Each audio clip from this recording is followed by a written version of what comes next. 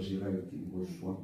Merci Seigneur de nous livrer totalement à toi, de nous livrer nos vies, nos âmes, afin que toi seul tu prennes la gloire au-dessus de ton trône, règne éternellement, viens régner et demeure par le sang de Jésus. Amen. Amen. Voilà, donc, moi c'est celui que vous entendez. Bonjour mes chers frères, mes sœurs, et je te souhaite bonsoir, parce que nous sommes le soir, et si tu suis cette vidéo la journée, bonjour, et je suis très ravi de venir dans ta maison, de venir à travers tes petits écrans, ta télé, ton téléphone.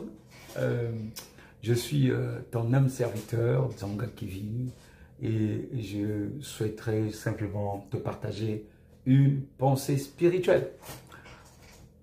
Alors, la Bible dit à celui qui vaincra. Alors, le problème, c'est à celui qui vaincra, qu'est-ce qu'on doit vaincre? Pourquoi on doit vaincre? C'est Jésus-Christ a tout vaincu. La Bible dit qu'il a tout vaincu à la croix. Alléluia. Je suis très émerveillé quand Christ vit en nous. Donc nous sommes les vainqueurs. Pourquoi on nous pose encore la question à celui qui vaincra? Pourquoi on nous pose la question à celui qui vaincra? Alors, dans la Bible, dans le livre d'Apocalypse, on te dit plusieurs fois à celui qui vaincra. 7 fois, puisqu'il parle aux 7 églises. Il dit à celui qui vaincra, à celui qui vaincra, à celui qui vaincra. En fait, le Seigneur est en train de nous parler pour dire qu'il y a 7 étapes pour vaincre. Il y a 7 étapes, 7 portes de victoire. Il y a les 7 portes de victoire. Et dans la première victoire, tu vois bien, c'est une victoire du jardin d'Éden, comme le monde. La majorité des vainqueurs, ils ne marchent pas comme tout le monde. Sinon, on n'est pas vainqueur, puisqu'on fait la même chose que tout le monde. Pour vaincre, il faut avoir une foi, une passion et une persévérance.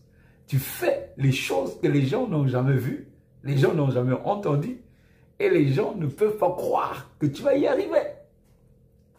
Et ceux qui se laissent bouffer par le monde, ben, ils vont dans les temps de feu. C'est dommage de commencer une chose que tu ne peux pas vaincre. Suite aux événements, suite à ceci, cela, tu abandonnes. Non, ce soir, je viens te dire, à celui qui vaincra, Jésus est en toi, mais il faut vaincre. Vaincre le fait que Jésus se manifeste en toi. Tu y crois cette foi-là. Tu crois que ça va aller. Tu le penses que cet homme va revenir. Tu le penses que cet enfant va guérir. Tu penses que tu vas avoir un enfant. Tu le penses et tu le crois à toute chose, mon frère, ma soeur. Cette foi excellente, cette foi qui est un fruit extraordinaire, à celui qui vaincra.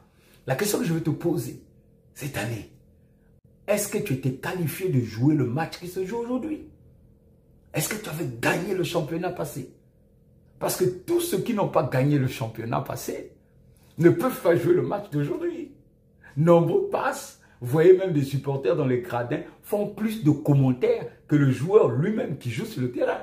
Le joueur souffre, le joueur peine, le joueur se prépare pour vaincre. Or, toi, le supporter, tu es dans les gradins, il y a plein de supporters. Aujourd'hui, ils te parlent du vide zéro, du machin, du vide zéro. Comment reste tranquille, reste dans les gradins, observe les joueurs, les meilleurs joueurs, comment ils sont en train de jouer le match, comment ils vont marquer des buts, comment la victoire sera pour la nation. 12, 11 joueurs jouent sur le terrain, mais des millions et des millions de personnes célèbrent la victoire. Donc, bats la terre, bats la terre. Donc, attends, la chose est en train d'arriver. Attends, on peut encaisser un but, ça ne veut pas dire qu'on a perdu le match. Mais attends.